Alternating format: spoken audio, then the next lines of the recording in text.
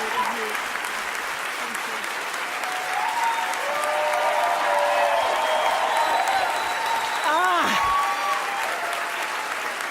Thank you.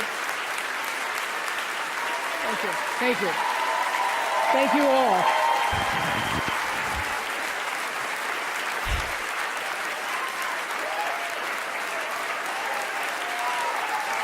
Thank you.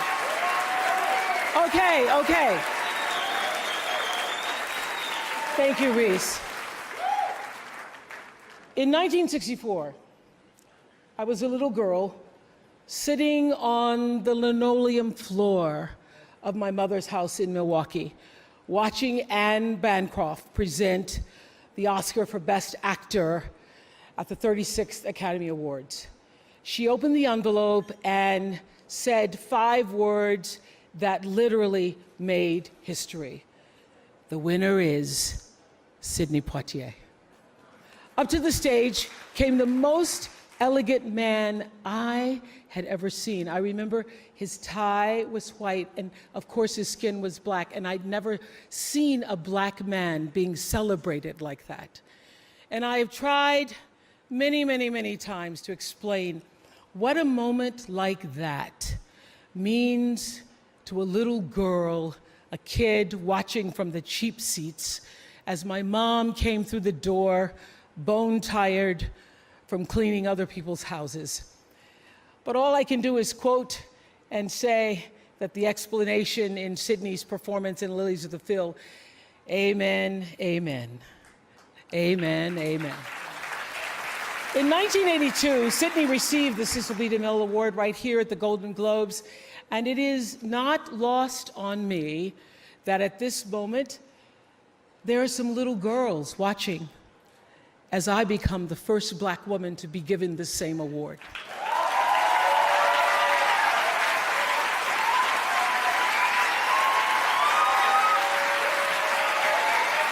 It is an honor.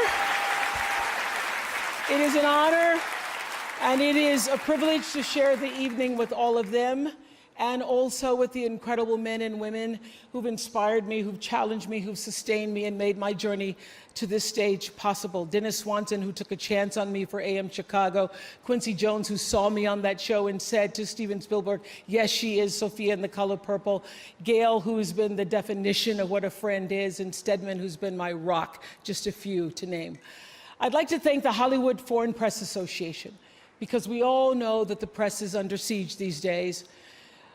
But we also know that it is the insatiable dedication to uncovering the absolute truth that keeps us from turning a blind eye to corruption and to injustice,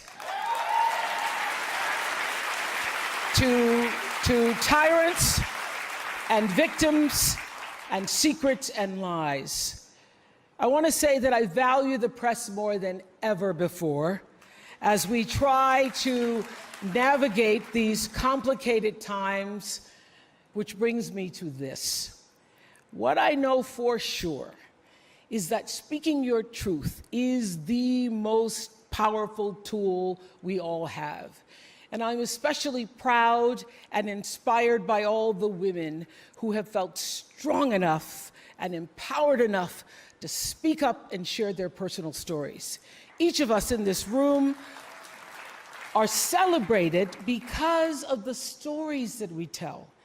And this year, we became the story. But it's not just a story affecting the entertainment industry. It's one that transcends any culture, geography, race, religion, politics, or workplace.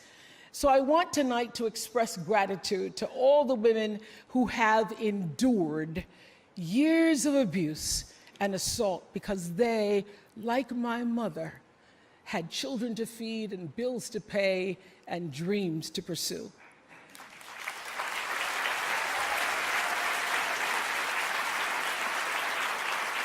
They're the women whose names we'll never know. They are domestic workers and farm workers. They are working in factories, and they work in restaurants, and they're in academia and engineering and medicine and science. They're part of the world of tech and politics and business. There are athletes in the Olympics, and there are soldiers in the military. And there's someone else, Recy Taylor.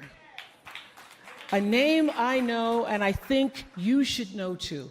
In 1944, Recy Taylor was a young wife and a mother.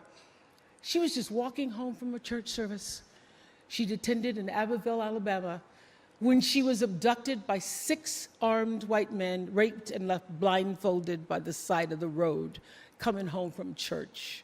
They threatened to kill her if she ever told anyone.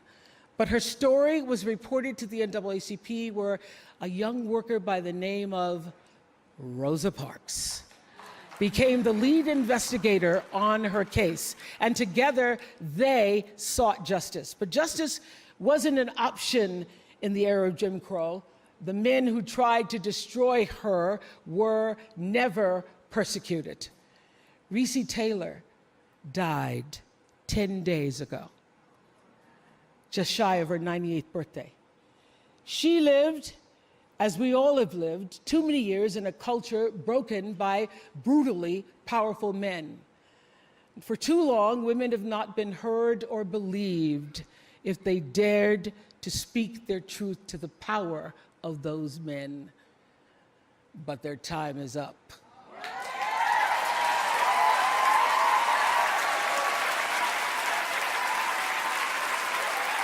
Their time is up.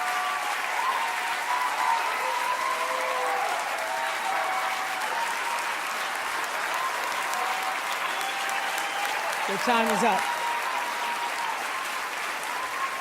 And I just hope that Recy Taylor died knowing that her truth, like the truth of so many other women who were tormented in those years, and even now tormented, goes marching on. It was somewhere in Rosa Parks' heart almost 11 years later when she made the decision to stay seated on that bus in Montgomery. And it's here with every woman who chooses to say, "Me too." And every man who chooses to listen.